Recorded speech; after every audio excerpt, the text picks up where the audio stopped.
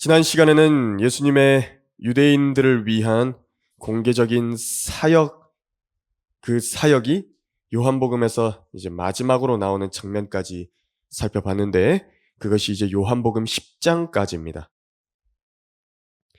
성령 하나님께서 참으로 체계적이신 분인 것은 정확히 요한복음의 절반, 딱 절반이 됐을 때 그 10장까지 해서 그 내용을 마무리하신 것입니다.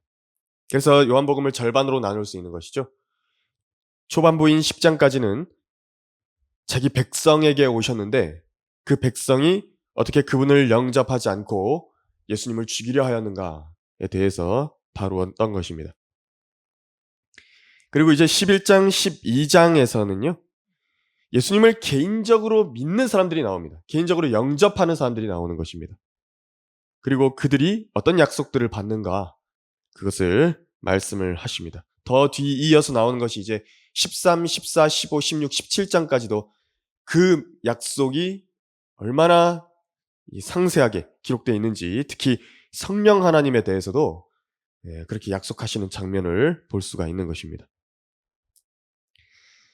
그리고 이제 11장 넘어가면 이제 12장이 나오는데요. 거기는 이방인들이 이제 나옵니다. 헬라인들 중에서 주님을 뵙고자 하는 헬라인들이 나오거든요. 여기서부터 이제 이방인들을 위한 경륜 역시도 암시가 됩니다. 11장에서는 유대인들, 주님을 믿는 유대인들, 개인적으로 주님을 영접한 유대인들에 대해서 말씀합니다. 예수님을 믿는 아주 평범한 사람들이 나옵니다. 소소한 사람들이죠. 1절, 2절을 읽어보려고 하는데요. 요한복음 11장 1절에서 2절입니다. 이제 어떤 사람이 병들었는데 그는 마리아와 그녀의 언니 마르다의 고을 베다니 사람 나사로라. 마리아는 주께 향유를 붓고 자기 머리카락으로 주의 발을 닦았던 그 여인인데 그녀의 오라비 나사로가 병든지라 말씀하셨습니다. 1절에 나오는 마리아가 있습니다. 이 마리아는 막달라 마리아도 아니고 여러 다른 마리아도 아닙니다. 베다니의 마리아입니다. 베다니의 마리아. 주님께 향유를 붓고 머리카락으로 닦았던 여인입니다. 이 주님께 향유를 붓게 되는 사건은 초림 당시에 두 번이 있게 되는데, 한 번은 초기에, 주님의 사역 초기에 침례인 요한이 죽기 전에 한 번이 있고요. 한 번은 주님께서 죽으시기 정말 얼마 전에, 며칠 전에 그렇게 향유를 부었던 사건이 나옵니다. 주님의 죽으심이 가까워진 때 주님께 향유를 부었던 그 마리아, 또 마르다, 이 여인들은 예수님을 정말 사랑했던 사람들입니다. 본문의 나사로 역시도 성경에 동명이인이 나오죠. 누가복음 16장에 부자와 나사로의 지옥에 관한 그 말씀에 나온 나사로는 아닙니다. 다른 인물입니다. 이 인물은 베다니의 나사로입니다. 이 셋은 남매입니다. 그런데 이 마리아, 마르다, 나사로를 보면 불우한 상황의 사람인 것을 유추할 수가 있습니다. 왜냐하면 이들이 부모에 대한 언급이 일단 없죠. 부모에 대해서 언급이 안 나옵니다. 그리고 마르다, 제일 맏언니 같은데 생활력이 강한 마르다의 성격이 성경에 나타납니다. 아주 생활력이 강하죠. 어떻게 그 남매들이 생활했는지 어림짐작할 수 있습니다. 그래서 어려서부터 자기들끼리 똘똘 뭉쳐가지고 이 부모가 없이 그렇게 생활했었을 것이라고 짐작합니다. 세상의 위대한 통치자들 중에서 이런 소소하고도 평범한 사람들에 대해서 그렇게 관심이 많이 있을까요? 아마 얼굴도 모르고 이름도 모를 것입니다. 언제 세상에서 없어진다 해도 세상에서 알아주지도 않고 세상이 돌아가는데 그다지 영향이 없습니다. 그런 들풀 같은 사람들입니다. 이름 모를 들풀들도 많이 피어 있죠. 들꽃들도 많이 피어 있는데 뭐가 뭔지 모릅니다. 그 자리에 있다가 없어져도 아무도 신경 쓰지 않는 그런 사람들입니다. 그런데 주 예수님께서는 이런 사람들을 부르시고 사랑하셨다라는 것을 알 수 있는 것입니다. 주님께서는 죽음 이전에 자신의 십자가에서 이루시고자 하시는 중요한 사역의 마무리를 지으시기 이전에 이런 사람들과 함께 저녁 식사를 하시면서 시간을 보내셨던 것을 알 수 있습니다. 주님께서는 이런 걸 좋아하십니다. 주님께서 이런 사람들을 부르시고 택하신 이유는 세상의 천한 것들과 멸시받는 것들로 지혜롭고 스스로 강하다고 하는 사람들, 그들을 부끄럽게 하실 목적이라고 말씀하고 있습니다. 우리 역시도 세상에서 이름난 사람들이 아닙니다. 하지만 하나님의 관심이 어디에 있는지 보십시오. 성경에 어떤 사람들을 기록하셨는지 보십시오. 하나님의 관심이 바로 그런 평범한 사람들에게 있는 것입니다. 예수님을 믿는 한 사람 한 사람에게 있는 것입니다. 크게 위로를 받으십시오. 다음 3절을 보시면요. 그러므로 그의 누이들이 주께 사람을 보내어 말하기를 주여 보소서 주께서 사랑하시는 자가 병들었나이다 라고 하니, 여기서 우리는 주님의 사랑을 받고 주님을 실제적으로 섬기는 사람들의 현실을 봅니다. 전능하신 창조주 하나님이시고 모든 것을 아시고 모든 것을 하실 수 있는 그분을 섬기고 그분의 사랑을 받던 나사로가 병들었답니다. 병든 것입니다. 그럴 수 있다는 것을 지금 성경은 말씀하는 겁니다. 우리의 현실은 고생하는 것입니다. 이 누이들은 자기의 형제인 나사로를 위해서 그런 고생이 일어날 때 예수님께 직접 보내서 나사로를 고쳐주시라고 간절하게 요청을 드린 겁니다. 이것은 직접적으로 주님께 기도를 드린 것입니다. 우리도 그렇죠. 우리도 아프거나 힘들거나 어떤 어려운 일들이 있을 때 주님께 기도 드린다고요. 그 기도의 태도, 지금 이 누이들은 어떻게 주님을 대하고 있는지 한번 보십시오. 먼저 주여라고 불렀습니다. 이 주라고 되어 있는 이 고딕체 주죠. 이는 신성으로서 곧 하나님으로서의 주를 시인하는 표현입니다. 자신들을 겸손하게 낮추면서 예수님을 높이고 있는 것입니다. 그분에 대한 믿음을 지금 보이고 있죠. 나사로에 대해서 말하기를 이 누이들이 이렇게 말하지 않았습니다. 우리가 주님을 어떻게 사랑했으니까, 내가 주님을 사랑하니까, 이 나사로가 주님을 사랑하는 사람이니까 이 나사로를 도와주시라, 우리를 도와주시라, 그렇게 말씀드리지 않았습니다. 이들은 알고 있었습니다. 자신들의 사랑이 얼마나 하나님 앞에 하나님께서 보시기에 보잘것없는 것인지 알고 있었던 것입니다. 오히려 나사로에 대해서 주께서 사랑하시는 자라고 말씀드렸습니다. 우리가 주님을 사랑한다는 것, 그것이 사실 주님께서 보이신 사랑에 얼마나 비할 수가 있겠습니까? 그분 앞에서 우리가 무언가 주님을 사랑하여 행한 일들, 그것을 어떻게 나타내 보이면서 우리가 잘났다고 그렇게 이야기할 수가 있겠습니까? 그렇게 주님께는 겸손하게 나아가야 하는 것입니다. 그래서 4절, 6절에서 이제 그 기도를 들으신 주님의 반응이 나오는데요. 한번 읽어보면요. 예수께서 그 말을 들으시고 말씀하시기를 이 병은 죽음에 이르는 것이 아니라 하나님의 영광을 위한 것이라. 이는 하나님의 아들이 그 일로 인하여 영광을 받게 하려 함이라고 하시니라. 예수께서 마르다와 그녀의 동생과 나사로를 사랑하시니라. 주께서 그가 병들었다는 말을 들으셨으나 머무시던 곳에서 이틀을 더 계시더라. 그러니까 기도를 드렸는데 예수님께서 기도를 응답을 하셨거든요. 응답은 하셨는데 어떤 응답이냐니까 거절입니다. 안 낫게 해주시겠답니다. 주님께서 사랑하시는 사람이 병들었다. 그 간절한 기도에도 불구하고 주님께서 어떤 뜻에 의해서 그 기도에 경청하지 않으시는 응답을 하실 수 있다. 당장 그 가족들이나 당사자가 원하는 대로 해결해 주지 않으실 수 있다라는 점을 우리가 이 지금 본문에서 알 수 있는 것입니다. 이유가 없는 게 아니죠. 이유 없는 게 아닙니다. 더 큰 하나님의 뜻이 있는 것입니다. 어떤 사람이 이 일을 이해할 수 있든 이해하지 못하든 주님께서는 주께서 사랑하시는 사람들이 그런 거절, 기도의 응답의 거절에 대해서도 분명히 인내할 것이라는 점을 알고 계신 것입니다.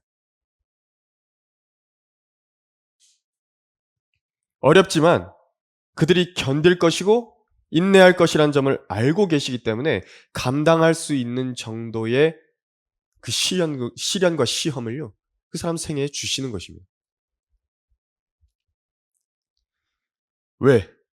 이 일이 하나님의 영광에 쓰이게 하시기 위해서 자기의 사람들의 고통을 즉각적으로 해소해 주지 않으시는 것입니다. 그들이 견딜 수 있다는 걸 안다고요. 신뢰하시는 것이죠. 주님이 신뢰하신다고요. 그 사람. 그래서 때로는 우리도 기도에 의심이 생길 때가 있고 하나님의 능력을 의심하기도 하며 하나님께 불평하기도 하지만 그것은 일시적인 것입니다. 다시 기도를 회복하는 것이죠. 회복해야 되는 것입니다. 이 병은 죽음에 이르는 것이 아니라 여기 4절에서 지금 말씀을 하신 겁니다. 그런데 우리가 조금 뒤에서 살펴보면 알겠지만요. 나사로는 죽습니다. 나사로는 죽게 되는 것입니다. 근데 예수님께서는 죽음에 이르는 것이 아니라고 지금 말씀하고 있는 것입니다. 그러니까 주님의 관점은 항상 우리와 많이 다릅니다. 우리는 눈에 보이는 것만을 중심으로 해서 판단하고 또 그렇게 성경을 읽지만 예수님께서는요, 영원의 관점에서 항상 판단을 하십니다. 주님께서는 나사로가 죽어서 다시는 부활하지 못하는 그런 죽음의 상태에 매여 있지 않을 것이다. 이 점을 알고 말씀을 하신 것입니다. 죽음에 이르게 하려는 게 아니다.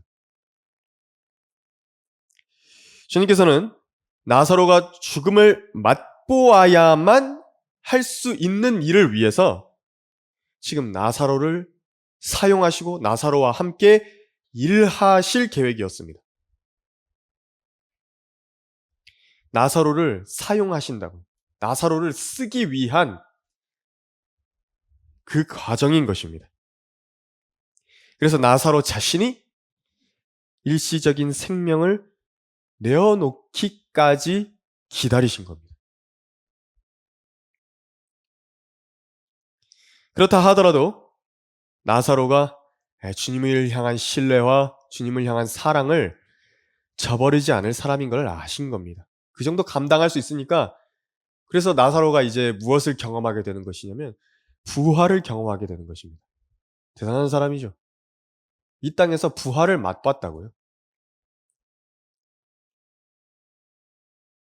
그래서 그것을 하기 위해 나사로와 함께 주님께서 일하시기 위해서 이 병상 중에서 고통 중에 죽어가는 것을 그냥 두셔야 했던 겁니다. 이 죽음을 맛봐야 되는 겁니다. 마르다와 마리아가 이 하나님의 계획을 알고 있었을까요? 몰랐을 것입니다. 그러나 주님이 찾으시는 이런 사람이 된다라는 것은 너무나도 영광입니다. 아무에게나 그런 특권 허락해 주지 않으시는 것입니다. 아무에게나 그런 특권을 허락하지 않으신다고.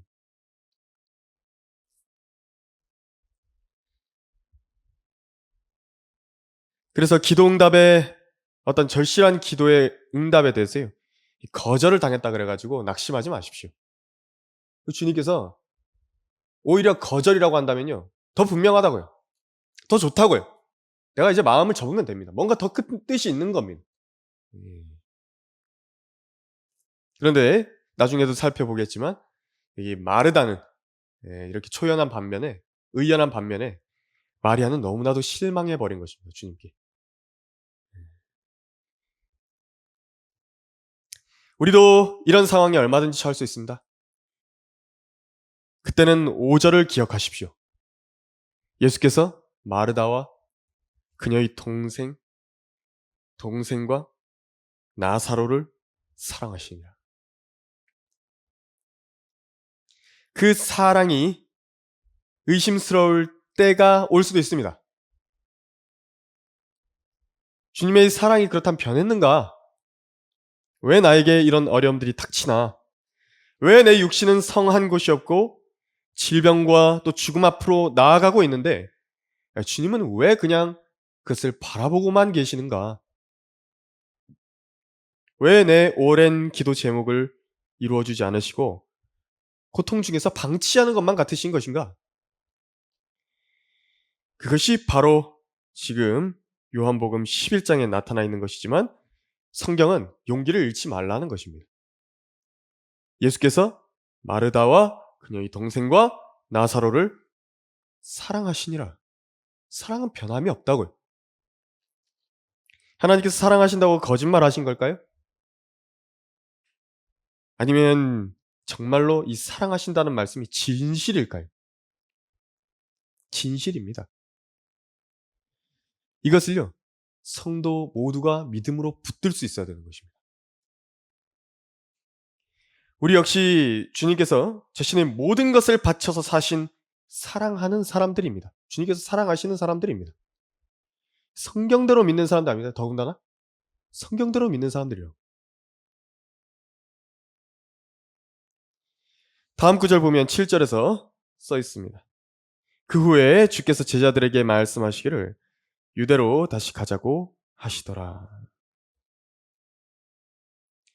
지금 주님께서는 유대인들이 돌로 치려고 했던 10장 마지막 부분의 상황에서 피하셔서 처음 요한이 침례를 주던 곳으로 가 계셨습니다. 그러니까 유대에서 돌을 맞으실 뻔하셔서 지금 침례인 요한이 원래 처음 침례를 주던 그곳으로 가 계셨습니다. 거기서 이제 마르다의 그 남매의 소식을 들으신 것입니다. 그러니까 하나님께서 유대인들에게요, 이제 또 기회를 한번 허락해 주시는 것인데, 특히 예수님이 하나님의 아들이심을 나타내 보이시기 위해서 아무도 부정할 수 없는 뚜렷한 기적을 행하시려고 그 집안을 사용하고 계신 것입니다. 유대인들에게 보여줄 수 있는 아주 엄청난 기적입니다. 주님께서는 이 마르다와 마리아와 나사로의 소식을 들으시자마자 바로 행동을 개시하지 않으셨고 기도로 아버지 하나님의 뜻을 구하고 계셨습니다. 그 때를 구하고 계셨습니다. 그것이 이제 이틀이 지났다라고 6절에서 말씀하셨는데요. 그 시간 동안 기도하셨습니다. 그 이틀간요, 그냥 계셨던 게 아닙니다. 기도하고 계셨습니다. 그걸 어떻게 할 수 있냐면요. 11장 41절에서 이제 기도를 하시는데 아버지시여 내 말을 들으신 것을 감사하나이다 이렇게 말씀하셨거든요. 그러니까 그 이전에 이미 이틀간 기도하고 계셨던 겁니다. 그리고 주 아버지 하나님께로부터 이제 가야 된다라는 그 응답을 받으신 후에는 이제 가신 겁니다. 여기서 주님의 지상 사역에서 하나님의 일을 감당하시는 자세, 이 자세가 어떤 것인지 배울 수 있습니다. 자신에게 어떤 권세와 능력, 예수님께서 병 고치는 그런 권세까지 있으셨습니다. 그런 것이 있다 하실지라도 하나님 아버지께 묻고 승인을 기다렸습니다. 그리고 그때가 됐다라고 응답이 오자 행동을 하신 겁니다. 이전에 유대에서 위협을 당했던 그 기억이 있음에도 불구하고 현실적으로 여건이 어떻든지 그런 거는 관계없이 하나님께서 보내실 때에는 행동을 개시하시는 것입니다. 지금 나사로에게 가자. 이렇게 말씀하지 않으셨고요. 여기 7절에서 유대를 강조하십니다. 유대로 다시 가자. 일부러 이렇게 말씀하셨습니다. 예수님께서. 유대 사역으로서의 나사로의 죽음을 연결지어서 생각을 하신 것이고, 또 한 가지는 어떤 이유냐면 제자들의 믿음을 시험하시기 위해서 그렇게 하신 것입니다. 지금 제자들은 두려움에 떨고 있었거든요. 주님의 제자들은 유대인들이 유대로 가면 다시 돌을 던질 것이다, 이것을 생각하고 있었기 때문에, 주님께서 죽을 뻔하셨기 때문에 제자들은 두려워하고 있었습니다. 그래서 그들을 시험하시기 위해서 일부러 유대로 다시 가자, 그렇게 말씀하신 겁니다. 8절, 9절을 읽어보면 제자들이 주께 말씀드리길, 선생님, 최근에 유대인들이 선생님을 돌로 치려 하였는데 다시 그곳으로 가시려나이까? 라고 하니 예수께서 대답하시기를, 낮은 12시간이 아니냐. 누구나 낮에 다니면 넘어지지 아니하리니 이는 그가 이 세상의 빛을 보기 때문이라고 말씀하셨습니다. 예수님께서는 자신이 있으셨습니다. 유대로 다시 가는 것에 대해서 두려워하지 않으셨습니다. 왜냐니까요? 하나님의 뜻 안에서 살고 있다. 어떤 한 사람이. 그러니까 하나님께 헌신한 사람들 있죠? 그들의 특권이라는 것이 바로 이것입니다. 죽음의 위협과 두려움 앞에서도 별로 무서움이 없는 것입니다. 자기 최후가 어떨지 알고 있는 그 특권이 있는 것입니다. 예수님께서도 자신이 이루실 죽음에 대해서 알고 계셨죠. 나는 무슨 일을 완성하고 죽어야 된다, 라는 걸 알고 계셨습니다. 그때까지 죽을 수가 없다. 하나님께서 정하신 그때까지 죽을 수 없는 것입니다. 그래서 지금 가더라도 내가 죽지 않는다, 이것을 알고 계셨던 겁니다. 그래서 이 담대함, 한 사람이 살아가는데 죽음의 두려움을 이기고 살아갈 수 있는 그 특권은요, 하나님께 헌신하면 얻게 되는 것입니다. 하나님의 목적을 모두 이루기까지는 죽을 수 없다, 이것을 알게 되는 것이죠. 베드로도 이런 헌신의 사람이었습니다. 베드로도 부활하신 예수님을 유대에서 이제 예루살렘에서 증거하다가 감옥에 갇히게 되는 것입니다. 사형 전날 밤인데 사슬에 묶여가지고 쿨쿨 자고 있는 것입니다. 얼마나 깊게 잠들었던지 그를 깨우러 온 천사가 옆구리를 이렇게 쳐가지고요, 이렇게 세워야 되는 것입니다. 예수님께서 베드로 자신이 어떻게 죽을 것인지를 말씀하셨기 때문에 베드로는 자신이 어떻게 죽을 건지 알고 있었습니다. 이렇게 죽지는 않을 것이다, 아는 것입니다. 바울 역시도 망망대해에서 그 난파당한 배 안에서 어떻게 말하는지 한번 기억해 보십시오. 주님께서 바울에게 말씀하셨거든요. 반드시 로마의 카이사 앞에 서야만 하리라. 그래서 바다에서 죽음의 위협 앞에 있었음에도 불구하고 두려워하지 않은 것입니다. 이 바울 역시도 디모데 후서에서요, 자신의 떠날 때가 이르렀고 이것을 기록을 해놓습니다. 그러니까 성령에 의해서 자기가 죽을 때가 됐다라는 것을 알게 된 겁니다. 베드로도 마찬가지입니다. 베드로 후서에서도 베드로가 그것을 알고 있었죠. 하나님께 쓰임 받는 사람들의 특권입니다. 하나님을 향한 헌신, 그것이 강해지면 강해질수록요, 하나님께서 그 사람을 여기까지도 인도해 주시는 거죠. 죽음을 준비하기까지 하시는 것입니다. 아직 죽을 때가 아니라는 것도 알려주시는 것입니다.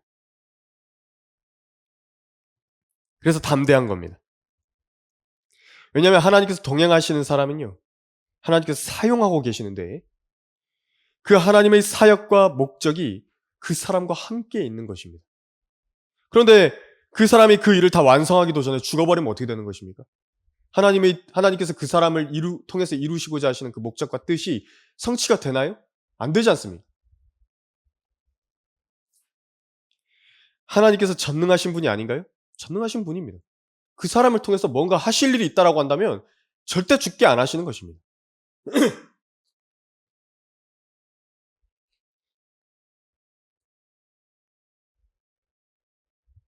그래서 제가 여러분들께 권고드리고 싶은 것은 무슨 헌신이라 그래가지고 어떤 전임 사역을 맡고 전담 사역자가 되라고 헌신해라 그런 말이 아닙니다. 헌신이라는 것, 자신의 몸을 하나님께서 가장 쓰시기에 합당한 대로 나를 써주시라. 그렇게 사용해 주시라. 나에게 보여주신다면 내가 그 일이 무엇이든지 주님을 위해서 하겠습니다. 그것을 말씀드리는 것을 말하는 겁니다. 그것을 자기 입으로 내가 예수 그리스도를 내 구주로 입으로 시인했듯이 하나님께 기도로 그 헌신을요. 내 몸을 주님께 드리겠습니다. 그 말씀을 드려야 된다고. 그러면 이제 주님께서 진짜 그 사람의 몸을요. 주님이 소관대로 쓰시는 겁니다. 인도하시는 겁니다. 그런데 만약에 내가 그렇게 드렸는데도 불구하고 하나님께 만일 내 호흡을 오늘 밤에 거두어 가신다. 그렇다고 해도 너무나도 감사할 일입니다. 그것은. 내게 주신 모든 일들을 내가 완성했다는 것이거든요. 하나님께서 나를 쓰실 모든 일들에 다 쓰셨다는 것이거든요. 너무 감사한 일이죠. 완성한 겁니다. 내가 달려갈 길을 다 달려간 것이라고요. 주님은 세상의 빛이신 자신에 대해서 지금 다시 한번 말씀하고 계십니다. 주님과 동행하고 있는 사람 역시도 이 빛 가운데서 다니게 되는 것입니다. 10절을 한번 읽어보면 그러나 그 사람이 밤에 다니면 넘어지나니 이는 빛이 그 사람 안에 없기 때문이라고 하시더라. 그러니까 주님과 동행하고 있다. 내가 하나님께 헌신해서 하나님과 동행하고 있다. 라고 한다면요. 그 사람은 지금 빛 가운데서 그분과 함께 걸어가고 있는 것입니다. 무엇이 두렵죠? 무엇이 무서운 것입니까? 하지만 그 빛이신 주님과의 교제가 끊어져 버렸다. 그분과 전혀 동행하지 않고 있다라고 한다면 이제 보장이 없습니다. 자기 인생에 대한 확신도 없습니다. 심지어 다른 사람들보다 잘 나가는 직장에 다니고 있다 할지라도 제 안정적인 기조 위에서 안정적인 어떤 직장이 있고 무슨 보험을 몇 개를 들어놨고 그렇다고 한다 할지라도 내 자가로 된 집이 몇 채나 있고 내 재산이 얼마나 되고 한다 할지라도요. 자기 인생에 대해서 확신이 없어진다고. 영원의 관점에서 봤을 때 내가 어디로 가고 있는 것인가? 내 영원한 생명은 어떻게 돼버린 것인가? 하나님께서 과연 내 인생을 보시고 칭찬하실 것인가? 하나님의 얼굴을 뵙고 내 자신에 관해서 내가 설명을 하게 될 것인데 그 말씀드릴 것들 그것이 분명하게 있는 것인가? 그것이 아주 희미해지는 것입니다. 희미합니다. 아주 어렴풋하게 살게 되는 것이죠. 마치 어둠 가운데서 손을 짚으면서 다니는 것과 똑같이 살게 되는 것입니다. 그것이 하나님과 동행하지 않는 사람의 인생의 특징입니다. 그렇게 사는 것입니다. 헌신하고 주님과 함께 동행하며 살고 있다는 것은 특권이라고 그랬어요. 우리 주 예수 그리스도 앞에 서게 될 그 심판, 그것을 실제적으로 의식을 하게 되는 것이죠.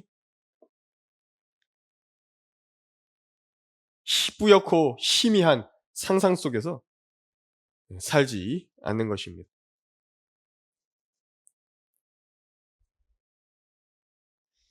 그래서 영원을 준비하는 것. 그 모든 영원을 준비해야 되는 내 인생의 모든 시간들을 다 불태워버릴 것들로만 가득 채워놓은 겁니다. 아무것도 남지 않습니다. 직장 열심히 다니고 밥 먹고 자고 가족들이랑 놀러 다니고 그렇게 하는 거. 물론 필요할 때가 있을 수 있겠죠. 하지만 그것밖에 없다라고 한다면요. 그게 뭐죠? 인생이? 그게 다인 것만 같이 사는 겁니다. 인생의 전부라고요, 그게. 이 점을 미리 알고 주님을 만날 준비를 제대로 하면서 살고 있다라고 한다면 그 사람은 정말 축복받은 생애를 살고 있는 것입니다.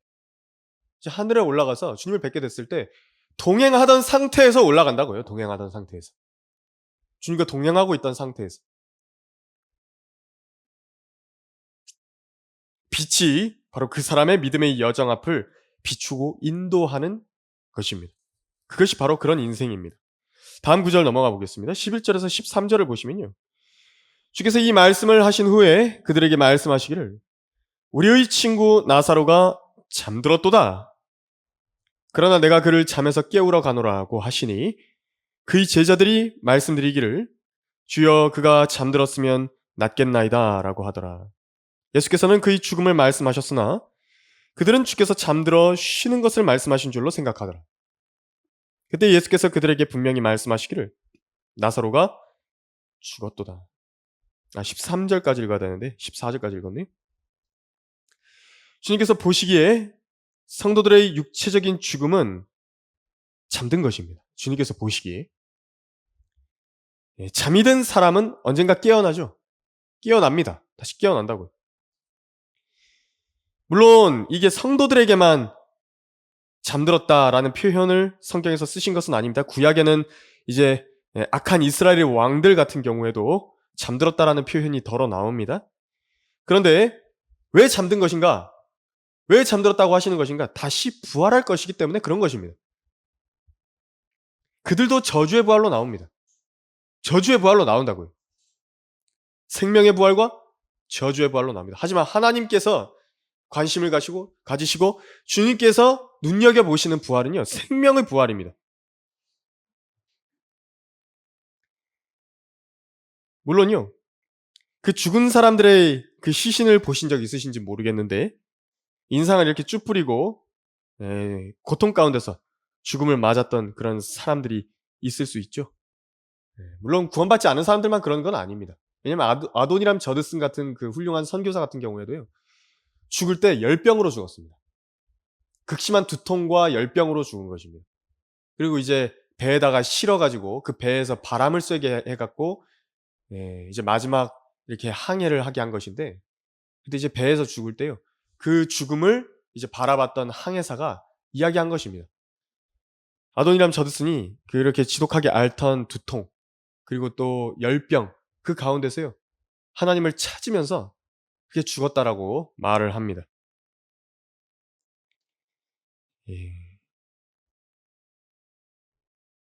그러나 성도들의 죽음은요, 어떤 죽음으로 죽든지 영광이고 복입니다.